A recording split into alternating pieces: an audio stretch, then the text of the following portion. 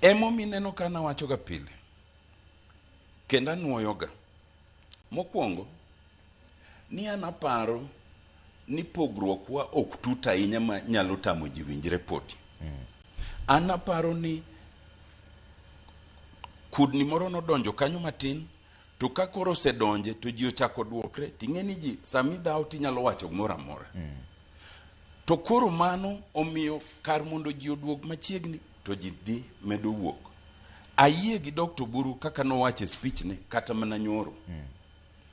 Ni wan kaka party mar ODM watemo kendo wadwani mondo wa promote riwruok mar ji. An gi geno ni ji pod nya riwre. Nitiere jowa mawacho ni ji kosepogre to pogre chuth. Nitiere jo mawacho ni donge cho mane Jaramogi opogre gi Matiba Giri donge ne gidhi kamach. Mane Raila opogre gi Wamalwa Giri donge ne gidhi kamach.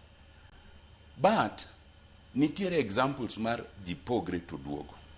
Okay? Wachagi Raila. Kata kokidir Jaramogi. Raila nopogre gi Moi marom nadi ma Moi otwe. Donge ne giduogo magiromo. Magiwinjre. Raila nopogre gi Kibaki manade ma ji otho. Donge ne gibiro magiduogo magimosre magiloso Government of National Unity. To koro Uhuru to Uhuru donge ne gipogre magiyanyre makoda ko wach nwa dok yiero to wang'anyo mok wadok. Donge giduogo kanyachiel. To Ruto masani nito. Donge wadwa to e streets kai.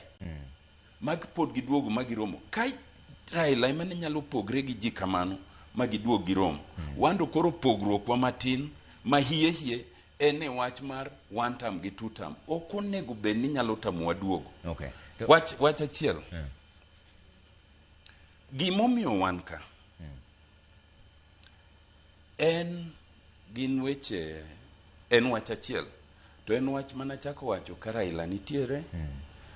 Makata dwe mar adek higa mokalo nenra rieda kawaiko chia mar gine mar Kenya Human Rights Commission.